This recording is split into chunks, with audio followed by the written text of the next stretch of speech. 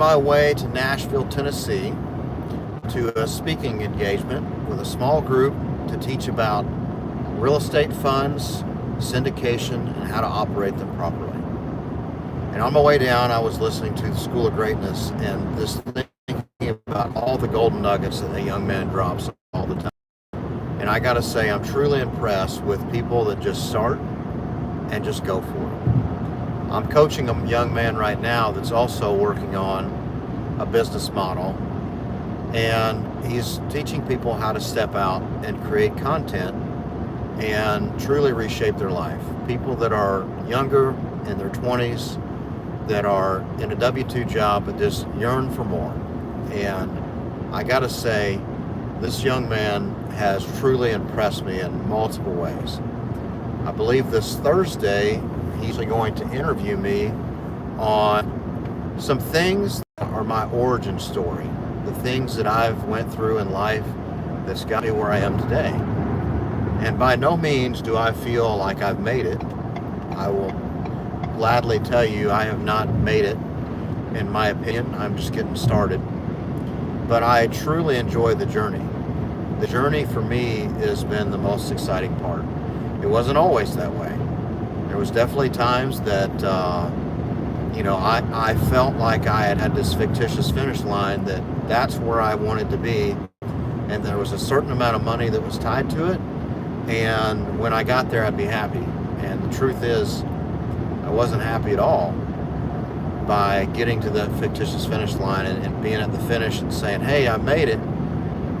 That wasn't it. And essentially, it created a lot of like an empty hole in life. And when it did that, I didn't know how to deal with it.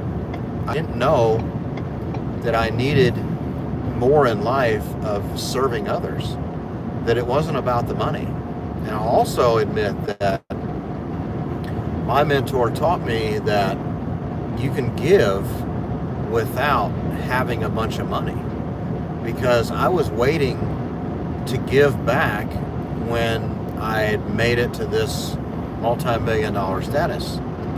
And it took way, way longer than what I'd ever hoped. And I realized from him that giving has nothing to do with money, per se. You can give to people. So you can be a go-giver, and it doesn't mean you have to give money. It's like I'm giving away now. It's education. I've thought for years that, once I make $1 million, then I'll start giving to charities and I'll start giving to all these things. And then at that point, I'll have made it to the point where I can just give to others. Well, what I didn't realize is I can give right now. I can give in more forms than just money. And sometimes giving advice to someone is worth way more than money. It's like you can certainly buy them a fishing pole and take them to a stream and teach them how to bait the hook and teach them how to cast and teach them how to reel it in and teach them how to take the fish off the hook and then teach them how to clean it, teach them how to put it on a grill and grill it or fry it and feed their family. But at the end of the day, that lesson is, it wasn't about the fishing pole. Yes, that was a generous gesture, but it was more about the teaching of what you do once you catch a fish. And that's what I really got wrong. I thought that, I can't give. I just need to stay here mouth closed until I make it this big level that I'm chasing. And essentially it kind of left me with some heartache, because I thought, man, it's taken way longer, and I know there's people that need my help. And I got to get there quicker, and I put a lot of pressure on myself. So if you're in that situation, I would ask you, you can give right now without giving money. You can give back to your community by volunteering. You can give to somebody else by just getting on a phone call with somebody that needs some help, needs to listen to somebody for a minute and say, hey, I know you're going through some stuff, but it's okay. I feel like that's way more important than just taking them out to dinner and paying for their meal. I feel it's way more important to lift people up than it is to give them money. I've got some really big dreams in this life. And my hardest lesson was it's not money that will change the world. It's the generosity. It's the generous gestures we do every day. It's the holding the door for someone. It's the going out of your way to tell somebody they're having a good day and you look nice today. And it's amazing to think that the impact we leave is not about money, it's about the things we instill in others. And I truly appreciate people that will say, hey, you look nice today, or hey, can I get the door for you? Just the smallest things change the world in such profound ways. I recently just went to a conference, and at that conference, I just was on the phone call with the gentleman that I sat beside, and he said, Eddie, one of the most profound things that you said, because I led with the question, hey, how are you today? And he said, man, I'm doing great. I said, what was your biggest takeaway from that conference we just went to? He said, the biggest takeaway is going to surprise you. Hey, thanks. And I would certainly employ you if we had an open opportunity right now. Absolutely. I love employing good people. I definitely employ people that have the same like vision. And I appreciate the nice suit. Thank you. It's not as expensive as it looks, I promise you. It came from Kohl's. So if you want one like this, go to Kohl's, they'll hook you up. The takeaway that gentleman had is he said, Eddie, there was lots of great speakers. I learned a lot of good things. But at the end of the day, what I learned was the people that are on stage can teach you a lot, but even the people that are in the crowd can teach you a lot. And I said, well, who was the person in the crowd that kind of gave you the biggest takeaway? And he goes, it was you. I said, really? It was me? He goes, yeah, it was you. And I said, well, what did I say that was your biggest takeaway? He said, I asked you if you put your money in self-directed IRAs or if you keep your money in a retirement account. And your answer was no. And I immediately asked you, why don't you keep your money in a retirement account? And I said, because I want my money to work for me. I don't want it sitting in a retirement account doing nothing. Your money needs a job description. And sitting in an account, in a nameless account, just sitting there doing nothing. Like, I put my money to work, all of it. And he said, I was really interested in that. And to be honest, it really made me think. So I'm glad you called because I had a follow-up question. So with everything going on in life, with self-directed IRAs and savings accounts and all that stuff, like, aren't you concerned that you don't have money sitting on the sidelines to take care of problems if you need it? And my reply was, I've learned that when I'm without money, I learn how to make money. When I'm without money, I learn how to go get more money. And if I have it sitting in the savings account, I feel safe. I feel like I don't need any more. But I would rather have my money in the 2X hopper earning more money than if I need to replace a hot water heater, if I have something that happens in life that costs a lot of money, I can certainly go get that money from somewhere. And that's being resourceful. So that gentleman really, he goes, now this is profound. That was the follow-up question. I learned a lot from you at the conference, but that was really profound. To know that your mindset is if you keep money, you feel safe. But if you deploy your money and keep it deployed, and as you earn money, you redeploy it, that you always feel compelled to go make more money because you could find a situation where you have lack. So I don't know about you guys, but that for me was something I learned at a young age, that when I had money, I spent money. I didn't keep it like growing. I didn't put it in the market to grow more. And when that was the situation, I sat back on my laurels. I didn't go as hard as what I should. And that's when I decided, you know what? When I don't have money, I always seem to make more money. If I need something, I always figure out how to get more.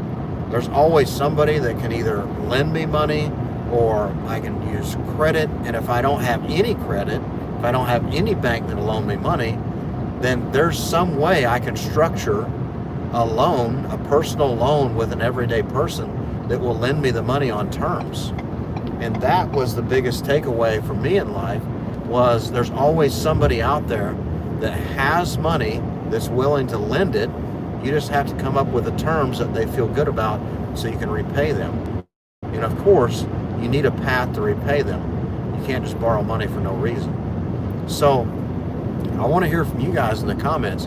Have you experienced that when you have money sitting in the bank, that it gives you a security, don't work as hard?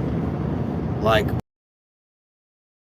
are Jesse Itzler fans like I am, he has a great analogy on, you know, how many times you'll see your friends and your family, and think about it this way. So I'm 42, and if I'm going to live to 80 years old, I think I will. My parents are older than that, so there's some good genes in the family. But if I'm going to live to 80 years old, the average life expectancy for men, that means I got 38 summers left. And when you think about it like that, that's not a long time. And yeah, 42 going on 65. So when you frame that and you're like, man, I've got to get going here. Like, look, it's never too late. I've met people that are 65 years old that are just starting over, and they're doing very, very well, and they just started over a few years ago. So don't worry about the age. The age is only what you tell yourself. You know, I'm working on ways to live to 120 years old so I can extend my expiration date. Like, I'm trying to figure out how to do that through eating healthy and all the other things that you do. So don't worry about the age. But you think about that for a minute, you're like, man, I only have 38 summers left. It gives you a sense of urgency. And I don't have time to put money in a savings account and just wait. Like, I got to go out here and get to work. I got to really bend the needle, like really fill up the tank and go for it every single day. And yeah, some days there's times that I do get worn down. I do get tired because I am getting a little older. I don't work 2 or 3 days at a time without sleep easily anymore, but I still have the same sense of urgency. So I got to be smarter about what I'm doing. It definitely takes more rest. So let me hear it in the chat if it takes more rest for you today. Like, resting is a good thing. Also a Christian, so I definitely believe in the day of rest. You know, the Lord created everything in 6 days and took the seventh day to rest. I believe that that is a very beneficial thing to do, is to take rest. And I also believe that a lot of things that we go through in life, we can hand to Jesus, and we can continue to work in our way here on earth, but the things that we are concerned about, he will take care of for us. So coming up here soon, when I'm back in the office, I want to read the book of James. I really like the book of James, especially James 1, and the entire James 1 is just a really powerful chapter. If you've never read it before, I strongly recommend it. And also, I'm a big fan of the book of Proverbs. Proverbs has been very powerful to be able to read all the different passages and how I've applied those things to my life, and it's definitely changed. So, you know, Sunday I had a really good church sermon. I'm by no means a pastor, but I attend a church. I'm a member of a church. And the passage was really around, you know, how you value life, how you cherish your life. And when you put your faith in God, you realize that you don't have to be doing every single part of life, that he will take care of things in life. And I think sometimes we often forget that we are in control. He is in control. I mean, truly, God is in control. Jesus is in control of our life. And we have to remember that. We have to be patient. I'll share with you my 3 pillars that I consistently remind myself of, because they're important and they've taught me a lot of lessons. So pillar number one that I apply to life is I am present.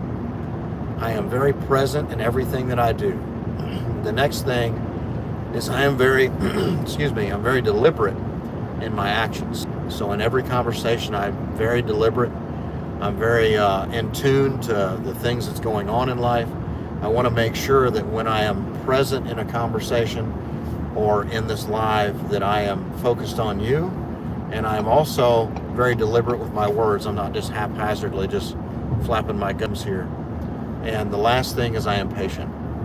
Now that's been the hardest one to remember, is patience. I'll be completely honest. Patience is not an easy thing for me.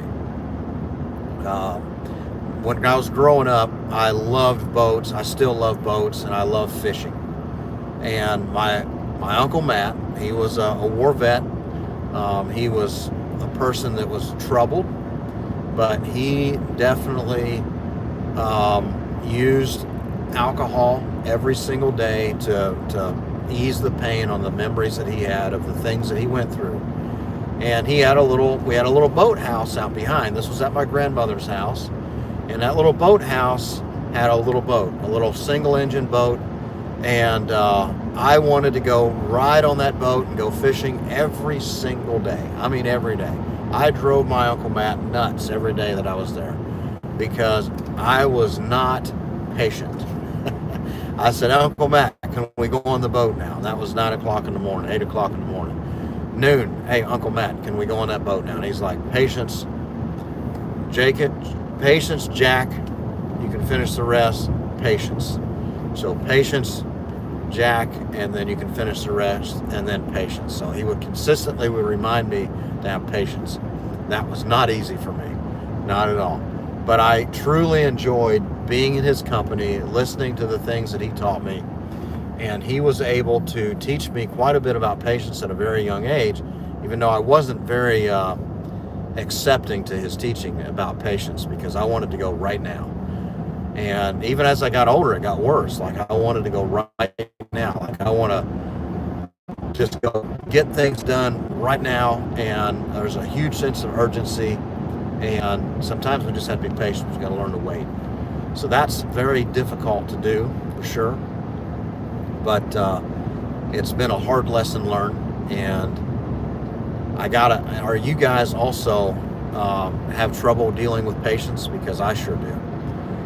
So I'm about 30 minutes outside Nashville. The traffic's starting to pick up a little bit. So we'll catch you on the next live. I truly enjoy doing these, especially when there's good comments in the chat, which I truly appreciate that.